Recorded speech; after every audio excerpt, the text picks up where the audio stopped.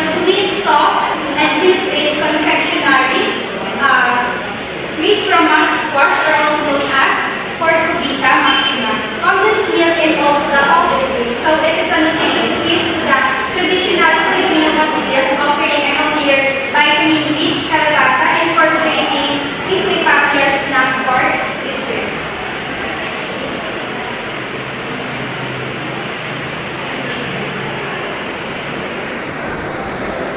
Okay, so in the Philippines, pastillas is a beloved traditional delicacy typically made from milk and sugar. But however, para mag-increase na health consciousness and also the rising need for innovative products, so ginawa namin yung pastillas is made from kalabasa, which is kalabasa is offering a high beta-carotene, fiber, and also vitamin content that presents a unique opportunity to develop a more nutritious version of pastillas. So by fusing the familiar taste of pastillas with the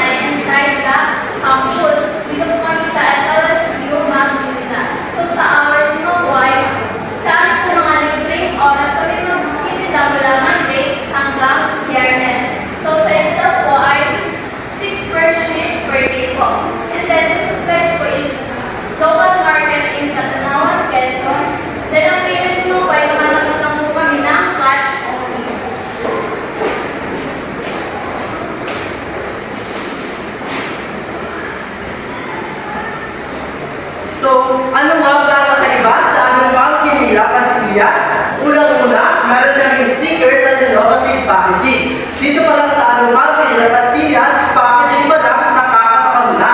At isa pa dito, meron din kami iba't ibang promos na kung saan meron kaming logo sticker at bago binigyan ng isang tao ng aming pamilya na pastillas, makaka-receive ka na free ballpen. And saan nga ba pwede mag-avail or mag-message sa aming pamilya pastillas para kayo ay bumili?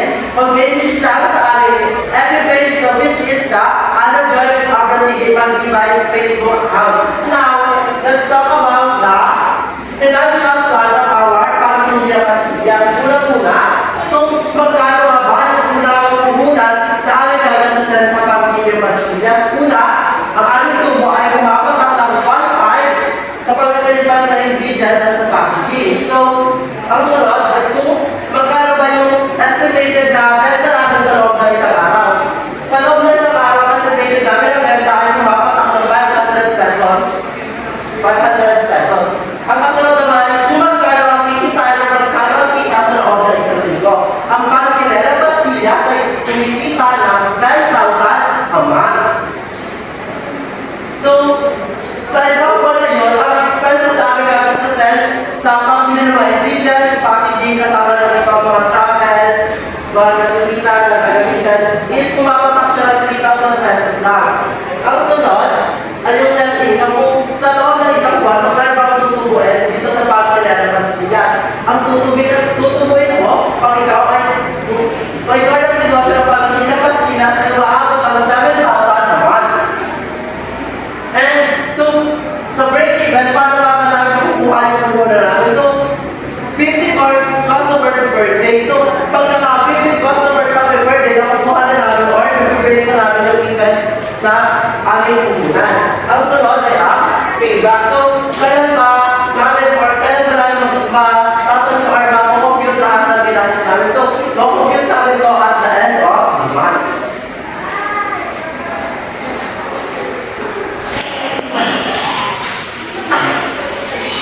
So, ang next naman po is kung ano yung pwede maging risk or pwede maging solutions natin dito sa product. Una is low demand. Low supply of product, inflation of ingredients. So, dito sa low supply of products is pwede tayo kumuha ng supplier natin ng kalabasa para hindi na tayo maghanap ng pagkukunan ng kalabasa kapag kailangan natin ito. So, dito sa inflation of ingredients, so, alam naman natin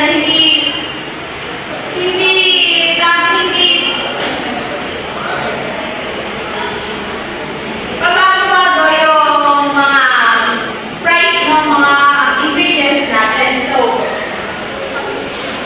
price increase, adjust price. Kapag nagbago yung price ng ingredients natin, and pwede natin dito na i-adjust yung price natin. Then kapag bumaba ulit ito, pwede naman natin ibalik sa dati ulit yung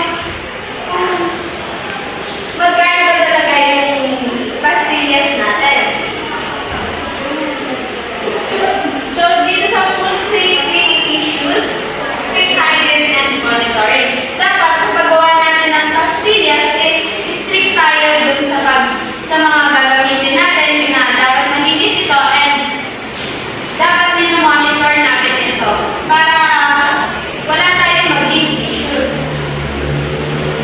So, competition. Dapat dito sa marketing strategy is dapat hindi na magkaroon ng issue yung ating product para hindi magkaroon tayo ng issues and